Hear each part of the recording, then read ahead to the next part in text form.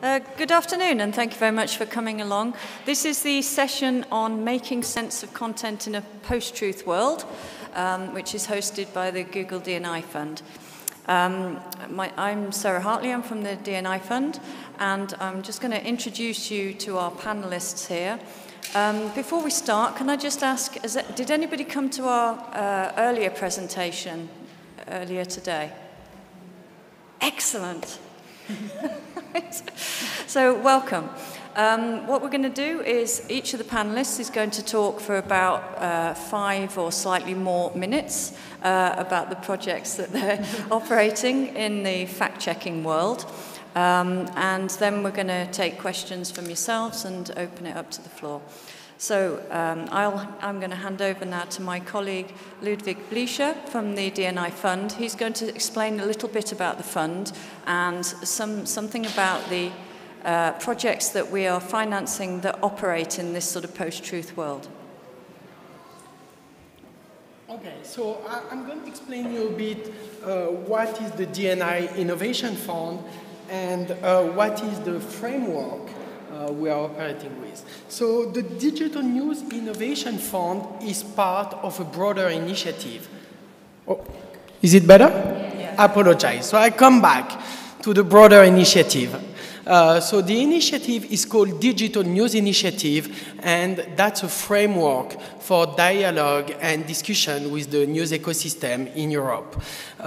This initiative is built upon 3 pillars. The first one is product like AMP, Accelerated Mobile Pages. Second pillar is about research and training. So it's training provided by the News Lab in newsrooms and research in partnership with the Reuters Institute that is doing a report on the state of digital in the news media landscape. The third pillar is about innovation. And innovation goes through a fund, but it's very important to have in mind that it's a broad initiative, it's not just a fund. So now let's talk a bit about the fund. So what the fund is all about innovation. And we look at innovation as a process. It's all about stimulation. So not modernization, innovation, and stimulation. Over 3 years, we make available 150 million euros for projects that demonstrate new thinking in the practice of digital journalism or support the development of new business models. The fund is very broad, very open. Companies that are established in 32 European countries are eligible to apply, and even individuals can apply. So it's European Union and IFTA, European Free Trade Association. You can apply if you are a journalist, you can apply if you are a traditional media or broadcaster, anyone that have ID for news. And we have 3 tracks for applications. First one is the prototype track for, I would say, cutting-edge idea with assumptions that has to be tested. It's all about testing things. It's about daring taking risk. And then we have 2 other tracks. The prototype is up, to 50K funding. And we have 2 other tracks, medium and large, up to 1 million euro funding. Those ones are just open to companies with at least 1 journalist staff. And we fund up to 1 million euro and up to 70% of the overall cost of a project. So for medium and large, it's co-funding. What we are looking for is for project, and it means that the idea has to be really focused. We are looking at the impact. We are looking at the innovation. And innovation, it's very hard to define. So we've decided basically not to define innovation. It's you that have to define innovation in your project. So explain us why it's innovative, what is your starting point, what is the media landscape, and how you are trying to tackle big challenges for the industry. We received last year, in 2016, more than 2,000 projects from 29 European countries, and we've selected 250 applications for 51 euro across 27 European countries. So it's a lot. And we've tried to look at what kind of innovation we are and kind of project we're having. And that's very complicated to define what is innovation. So we've tried to cluster ideas. So we have ideas about intelligence, data management, interface and discovery, next journalism, and verification, fact-checking are part of next journalism clusters, as well with data and these kind of topics, visualization and graphic. Come back because it's going to be you that is going to talk in 1 minute. I don't. Okay, so this is all about next journalism, and Nosar is going to give you, she's going to kind of do a deep dive into the verification and fact-checking project we get, and we're starting having them from round 1. Are you able to move the slides on? Yeah. So we have a slight change in lineup from the panel that is printed in the details on the program. So I'm just going to mention a couple of projects that aren't actually in the room that we are helping fund in this sort of verification space. And the first one is Le Monde, I think. And yeah, Le Monde have a very high-profile project that's up and running. Some of you may have seen this because it's their hoax buster. It's online now, as I say, they've nearly finished their project. Obviously, they're based in France. They have if you go to their website, they have a sort of box that you can put in the URL of anything that you find online, and it will come back to you and search with the sort of level of certainty that this piece of news is kind of authentic and credible and useful information. So that's one of the projects that we've got. And just to be specific, they rebranded the project and it's now called Decodex. Decodex, okay. This is the other change of lineup to our panel. We have with us here today, and he's going to speak shortly, Ali Tibbet from the Ferret Fact-Checking Service, which is our only animal-named project of the session, I think. We're going to hear direct from Ali on that shortly, but that's a project from the UK. And finally, in the projects that we're looking at here, we have Trust the Vista from Romania. And this project looks at the issue in a slightly different way because they're looking at it from the eyes of news agencies and trying to make sure that news agencies actually get trustable, credible content by looking mostly at the source of the content. And so making sure that they can verify the point of origin of articles that are circulating.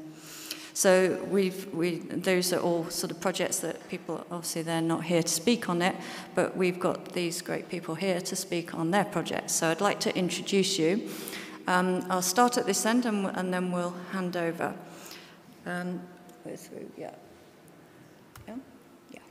So next to me here is Phoebe Arnold, and she's head of communications for a UK project called Full Fact. Which, as it might sound, is a fact-checking project. We have Ali, as I've mentioned, from the Ferret, and next to him, and who's going to kick off our panel discussion now, is Wilfried.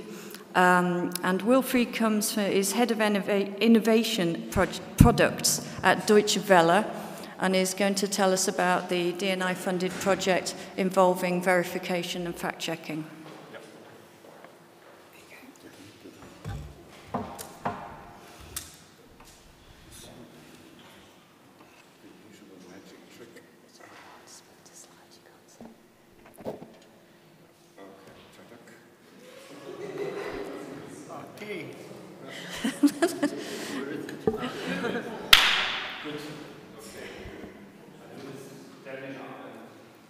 A warning, I'll be the one that uses a couple of minutes more. Sorry for that. We have to, okay, I have to speak into the microphone. This is a microphone, okay. Good, I try. Good, it's Saturday. It's past 4 o'clock. The weather is nice. You're my heroes that you made it here to, I don't know what, the 50s panel session on post-truth, on fact and stuff. So I assure you, you will not regret it, and we'll all do our best that this is the case. And in order to get your attention, I do something that works throughout the world. I teach you a lesson in German. Yeah? So that always works. So, and this is my message from my personal sponsor, of course. This is the new, I'm not kidding that I took this picture on my way here in the train station where I live. This is the new McDonalds advertisement, big time in Germany, and it says, Küssen macht schwanger. I think most of you saw the explanation already. That was a bit of a spoiler, so I won't have you guessing. It says, kissing gets you pregnant. Yeah? Very good, so you're all experts in German now. Still, there are 2 more lines in German. And the one is that don't believe in anything you've been told. Yeah? Glaub nicht alles, was man dir erzählt. And then they have a website, and worth looking at. And Wahrheit, that's truth in Germany, Wahrheit. So even McDonald's is now trying to tell you the truth, trying to debunk stuff. And this is a sign, I mean, if stuff is being used in advertisement, you know that it's come a long way, that it's mainstream now. And here's another example, same train station, just a different corner. It says, no fake news, got good news, and this is advertisement for a new 3D scanner. So, just so you know how that topic changed. And this presentation that tries to give you a bit of context, especially why in D&I we still need that funding for fact-checking and why there is still a need. This is the way it came. It's now in a mainstream area, whereas like, say, a year ago, that was a niche community. And if you remember last year's festival in Perugia, yes, there were sessions on fake news and stuff, but not as many as this. And so we come a long way, and it was necessary to come that way. Me, I'm working for Deutsche Welle, that's Germany's international public broadcaster, 30 languages, really, 30 languages, and I'm with DW Innovation. So we're doing experiments, let's put it like this. Some work, some fail. This is, of course, we're not as brave as this. This is our self-depiction, so we'd like to be heroic and push innovation, but yeah, I think still it's an experiment. All right, so now what you didn't know, this didn't count to my minutes, the presentation starts now. It's called Handling the Truth, yeah, because we're talking about truth, and this is of course a reference to, I mean, I don't know, I was at that session about memes and I didn't understand a lot. This is a reference to a Jack Nicholson movie where it said, you can't handle the truth, and a reminder that we journalists always had to handle the truth because we saw the full picture and we have to narrow it down. So, this is the structure. My favorite, yeah, this is one of my favorite sentences. I use it all the time. I'm German, I'm structured, I can do 3 things in 10 minutes. So this is liar, pants on fire. And what I'm saying is that we have 2 types of liars, and they, of course, cause the pants being on fire. Here's number 1. This is important. I don't say these platforms that you see here, and these are very recent figures from January, they are all, the platforms are not liars per se, but liars live on these platforms and liars exploit those platforms like this one. I mean, you can dive everywhere and you find the most hilarious stuff, but this is, again, of course, this is fake, but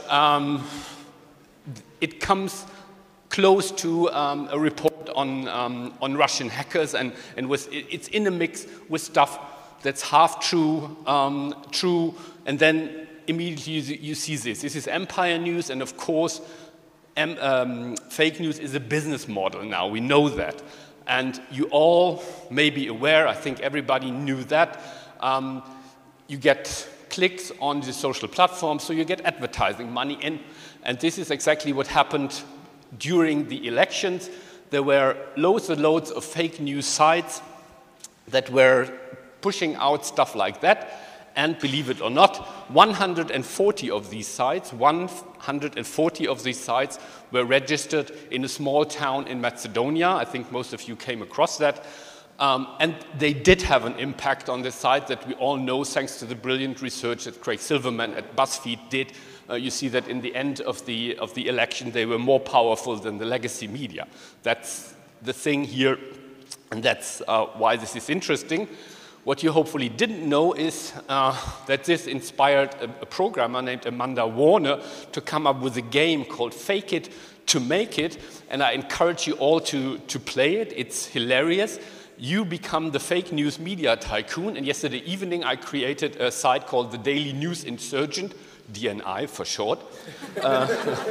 And you see that my little story there, woman secretly steals neighbors' cats and turns them into coats, which is bad, already earned me $2.36 since yesterday evening. In the game, of course. But still, it's hilarious. You can build your own fake social media site and see how you prosper and make money with fake news. Okay. Back to some more examples. I'll be very quick. I'm going into fast-forward mode now. This is the poor guy that took a selfie with our Chancellor Angela Merkel, and he's now everywhere whenever anything happens. I wonder, he's probably also now being retweeted as the attacker in Stockholm. Wherever everything happened, this popped up in various languages, and it was always the same story. Merkel did a selfie with a terrorist. Boof. So these are the kind of fake news that are propagated.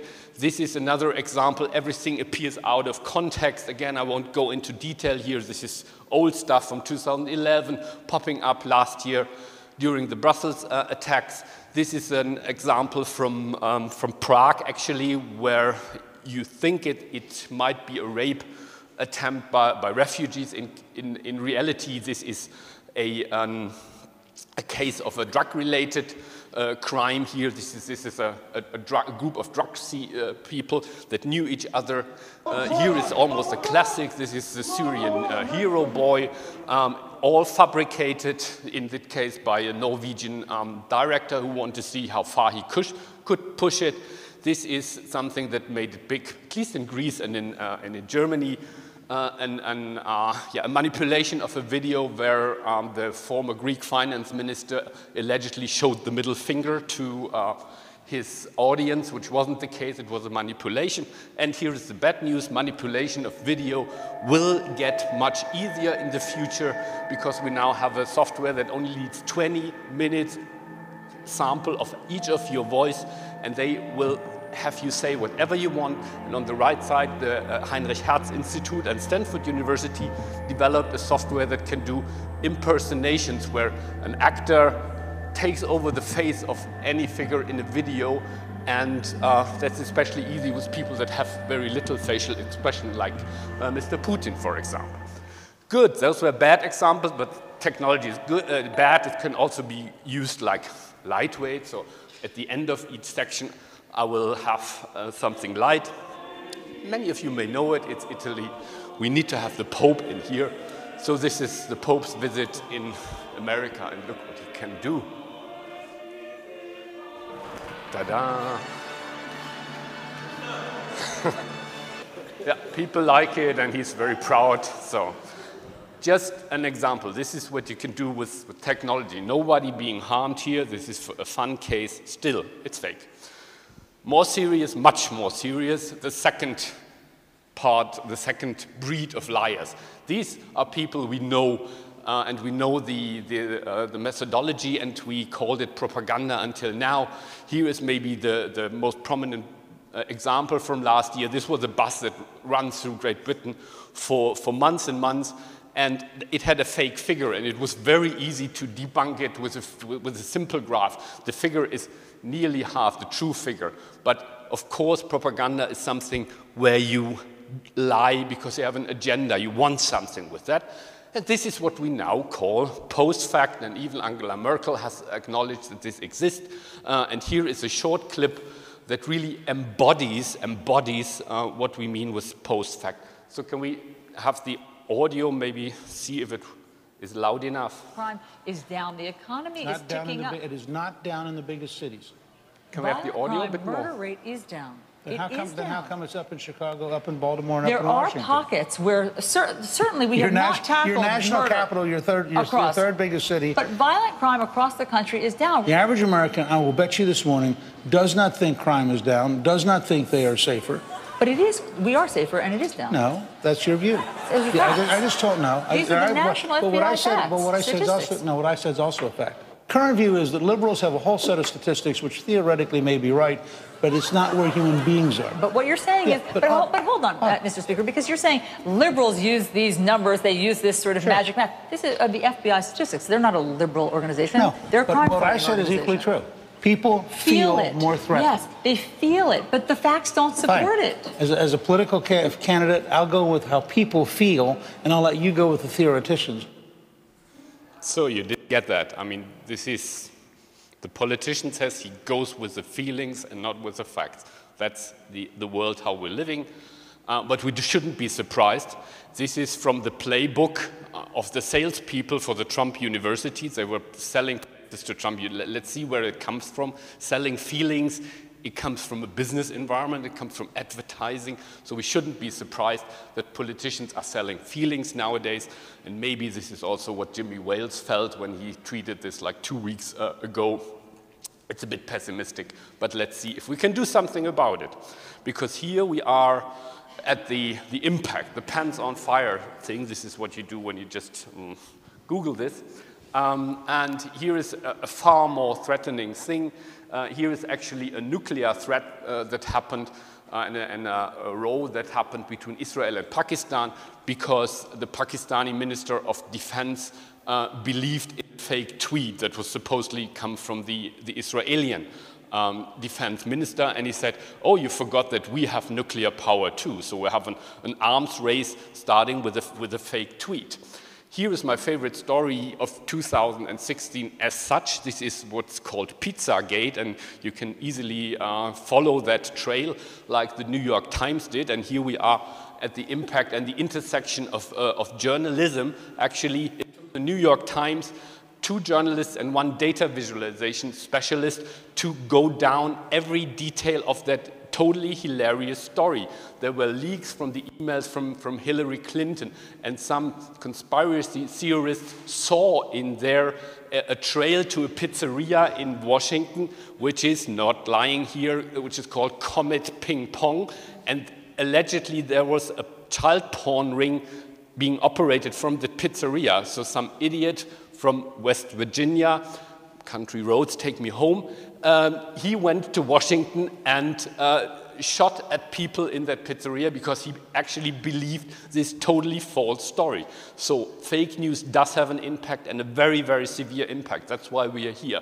So now for journalism, and this is the final part. Journalism is the best obtainable version of the truth.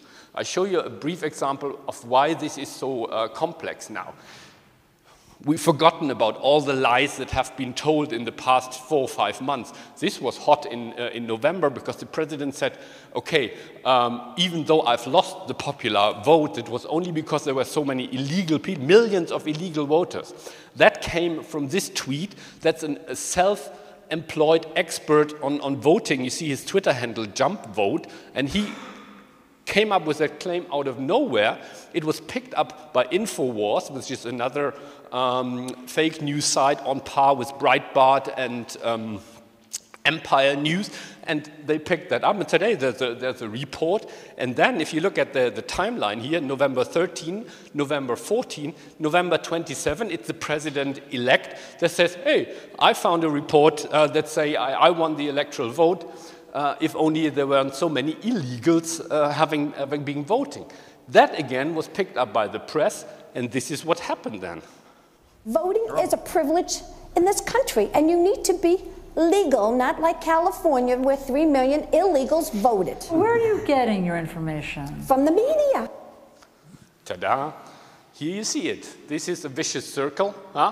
Lies being spread on these social media, being kind of fueled by the second breed of liars that have a propaganda action, and we are being called liars press, and our trust is down. We're only a little below real estate agents, which is a shame, of course, but it goes deeper than that. Let's make no mistake. This whole fake news thing at the core is an open attack on journalism itself, on every journalist in that. This was a T-shirt that was on sale during the Trump campaign. Of course, not from the campaign, but of people that are exploiting the campaign. It said, rope, tree, journalists, some assembly required. How open is that? Where does it come from? Of course, listen to this.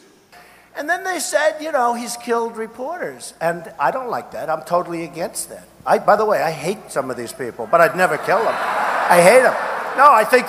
No, these people, honestly, I'll be honest. I would never kill them. I would never do that. Let's see. No, I wouldn't. I would never kill them. But I do hate them, and some of them are such lying, disgusting people. It's true. It's true. It's true. Okay, the chilling part is, of course, the cheers here in the background.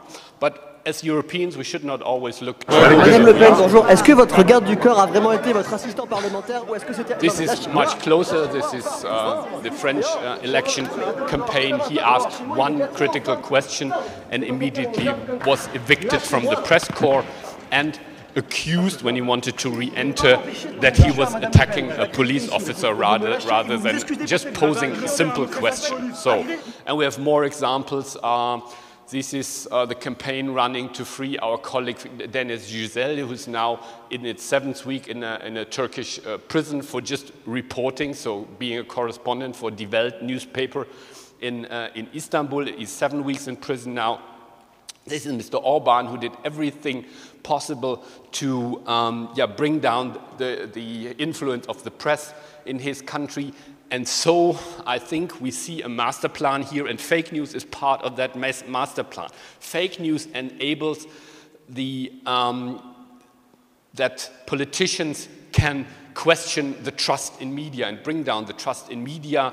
And this is autocracy playbook 101. Just blame the media to be the enemy of the people, not actually the politicians, but the enemy of the people. So finally, on a funnier note, you got to listen to this. This is what makes covering Donald Trump so very difficult. What does he mean when he says words? Okay, we leave it at that. Now what?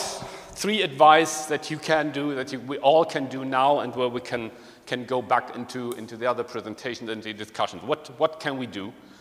We can cooperate, yeah, and this is, of course, why we're all here. It's a great networking example. We have many things. This is my take on selfie journalism. I learned that this exists, actually. This is the head of the United Nations Media and Information Literacy Program, Alton Grizzle. So we're cooperating with them because we need media and information literacy to be part of that. We need to go into schools and tell younger people, younger audiences, that they do not believe anything that pops up in their Instagram feed, in their Facebook feed. Or there are not that many on Facebook, but wherever, on Snapchat, wherever they find their news. We need information literacy. We have these great cooperations like First Draft. We have Crosscheck, and there are many others. And there's also this 14 million program announced now. That's okay. I'm coming to the end. We need to quibble. I learned that word. We need to be precise. We need to be exact. So we don't let politicians get away with any, even a smaller breach of the truth. This is the Austrian presidential candidate, Mr. Hofer, and he had that on Facebook 3 weeks ago and said, hey, my daughter wanted pizza, so we got pizza, wonderful. And then people were retweeting, why is there no snow in your backyard? So eventually he just kind of had that from last year, I don't know, and thought, okay, let's portray myself as a family man, wow. Okay. So don't let them do this. Train your people so that they know where to find sources of misinformation. Train them. And then finally, this is, I think we will make the slides available so you can look, gear up. Look at your production processes. I mean, you have video editing, you have content editing, you have audio editing, but you have very rarely a verification tool, and this is why we are here. This is why we have been invited kindly to present that. We had a full session yesterday. We unveiled Truly Media, verify together. That's the claim here. That's a collaborative tool for journalists, for newsrooms to work together on verification. I won't go into great detail here. As said, the core thing is you can collect, organize, and verify all in one tool. That is an editorial process we put into software together with our partners from Greece, with the Athens Technology Center. And this is also supported by technical tools. So this is it. And if you do things right and good, then you get some reward here, even for software. We got this tweet after a presentation, and I think this is as good as it gets. Don't stop fighting, and that's it all. Thank you, and sorry for going over the time. Thank you. Okay, so slight change of scene, and Ali Tibbett from the Ferret is going to talk us through some of the work that they're doing in Scotland. There's so much in there that's a totally fantastic overview, and I must apologise at the start. I was up till 5:30 last night. This conference has already nearly killed me, and I won't have as much energy as sorry, I forgot your name already. It's terrible. Yeah, as Wilfried. So my apologies. However, so focusing back down on onto the Ferret, I've come from Scotland, and I am the co-founder of a tiny cooperative project which has been going for about 2 years now. And one of the reasons, I suppose, I want to give you a bit of an overview of why we formed it in the first place, because it addresses some of the issues which you raised here, in the sense of we were really interested in addressing a lot of those trust factors. You know, in the UK, journalists are actually below estate agents, not just above them, in terms of trust. And there's a lot of reasons for those. Though, you know, there is a problem with media diversity in the UK. There is a problem with a lot of, obviously, commercial news websites are optimized to sell you adverts. So if you're getting free commodity news, to some extent there's a problem that people are more and more aware of in terms of surveillance and what happens, you know, your personal data. There is, during the first independence referendum in Scotland, in the run-up to it in 2014, the media became incredibly polarized, and partly that was because of the politics, and partly that was deliberately stoked up, as it were. We actually held off our formal launch of our project until after the first referendum, because we felt it was almost going to be impossible to launch any kind of new media project without being characterized as either Scottish nationalists supporting or unionists supporting. So there's this incredibly partisan media that has only got worse with the Brexit process. We're looking at another independence referendum of some kind, potentially in Scotland again.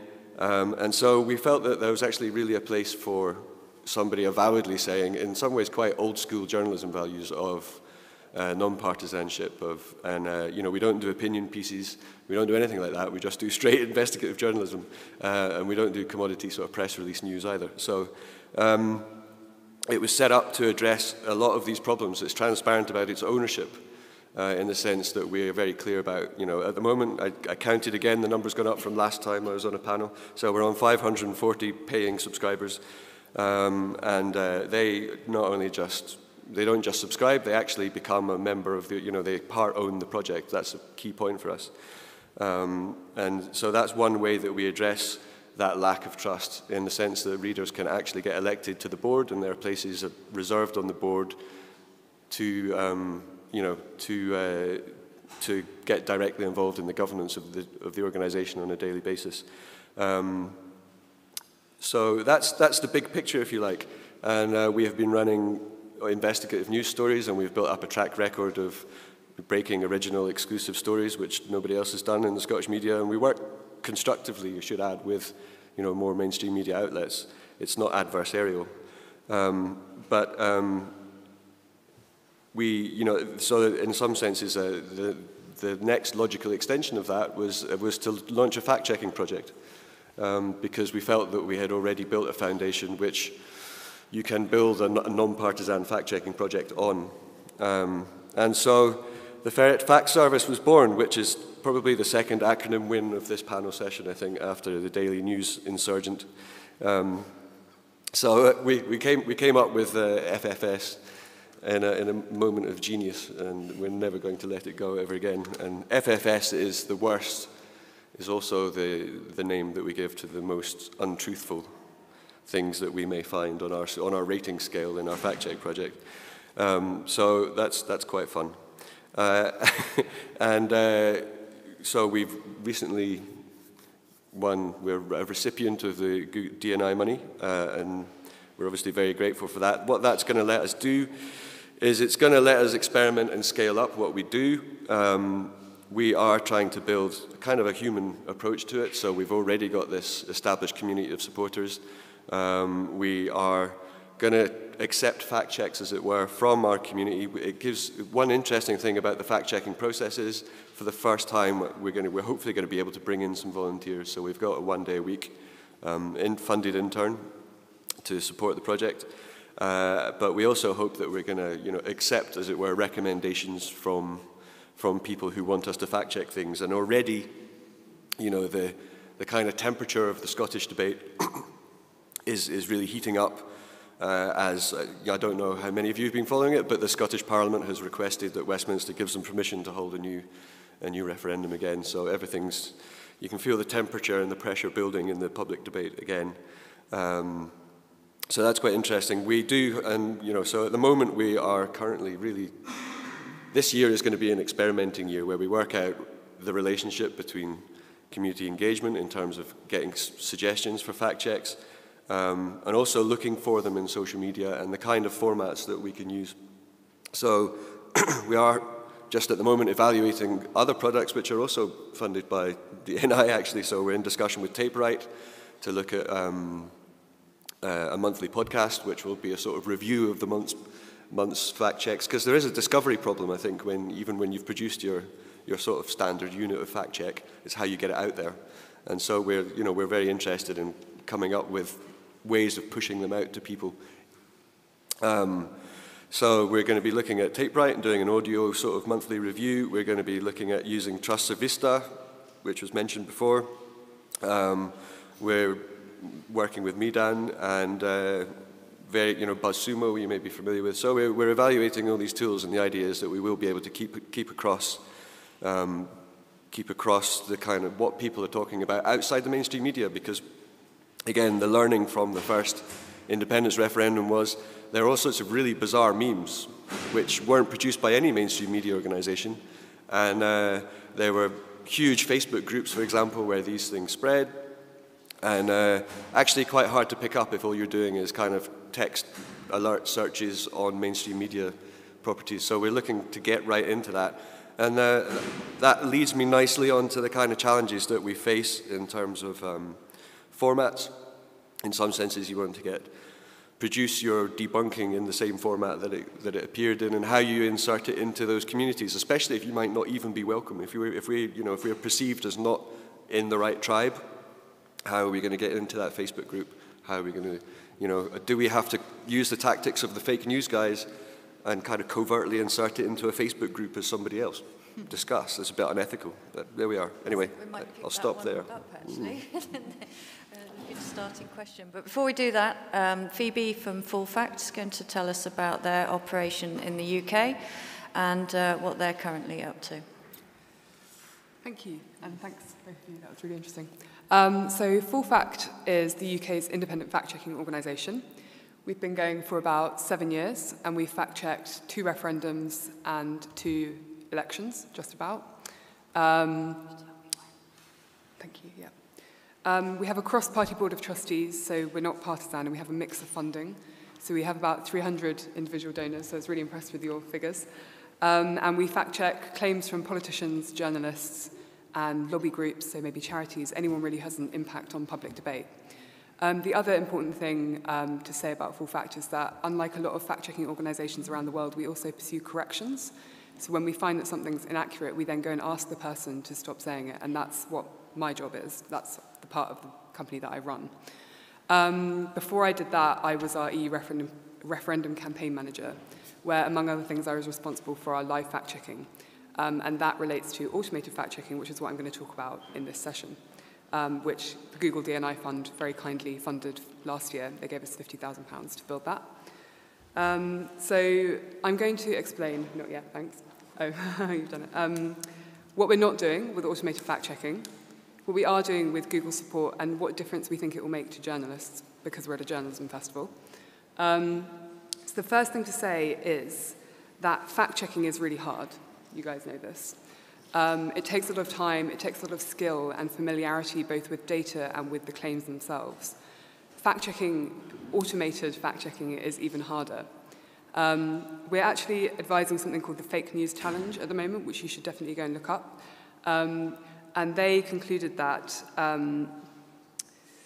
the truth labeling task is virtually impossible with existing artificial intelligence because of these various technical and logistical practical challenges, which I won't go into now because they're on the slide. And there are a lot of quite, in my opinion, overblown claims being made about what automated fact-checking can achieve. Machines can't judge nuances like humans can, and we're quite a long way off from being able to teach them about some of the kinds of political claims that we hear. But it can be useful, and we hope that basically humans can use it as a tool rather than that it will replace humans. I don't think that's ever going to happen. Because a lot of fact-checking is repetitive. Politicians repeat themselves. You've probably all got examples from your own countries of politicians saying things over and over again. But that's actually quite useful for fact-checkers because it means we can be prepared. And instead of wasting fact-checkers' time looking up the same numbers over and over again, we can get fact-checkers doing much more important nuanced work, like looking into questions that machines can't, like, is the National Health Service about to go bust because it's underfunded? So we hope that fact-checking will kind of free up our fact-checkers to do the more important high-level work, which at the moment they don't have that much time to do because they're running around doing stuff that machines could do. So yeah, I also wanted to mention, have any of you heard of Andrew Ng? He's a machine learning expert. He works with Baidu. He's really incredible, and he's just written a really good short article explaining what he thinks the limits of machine learning are. And he says, the Industrial Revolution freed humanity from much repetitive physical drudgery. I want AI to free humanity from repetitive mental drudgery. And we think that that's a good aim for automated fact-checking. Next slide, please. If you want to know more about the kind of technical approach that we're taking and the kind of projects that have happened so far, because there are a lot of them all around the world, really exciting ones, you should go and read our report, which was written by my colleague Mevan, who leads on this work, and my director, Will Moy. So now I'm going to explain quickly what we're doing with the Google D&I money. Number one is what we call trends. So this is meant to help us scale our work. So as any of you fact-checkers know, there are so many claims that you could check. And one of the challenges is simply deciding which ones you focus on. So we hope that with this technology, it tells us, as you can see, how many times the claim's been seen since a certain time period. And so we hope that that will help us, rather than just using our flawed human judgment, to think about which are the most important claims, which are the most prevalent claims, and how fast are they spreading. We also hope that it will target my work. So with corrections, if you've got one person who's responsible for half of the claims that are being made about a topic, and that claim is inaccurate, you can go to that one person and cut out a whole load of claims. Whereas if you didn't know that before, you might send a few different emails, a few different phone calls to lots of random people and not have that much of an effect. You might not cut down the claims overall. So we hope that this will help with that as well. And then finally, evaluating our work. One of the big challenges for fact-checkers at the moment, all around the world, is what impact are we having? And we hope that using automation and monitoring how claims spread and what effect our interventions have, we can have some more robust data about what effect we're having and what effect other fact-checkers are having. Next slide, please. This is part of our live tool. This is a tool mainly aimed at journalists, and it's meant to make real-time fact-checking quicker and easier.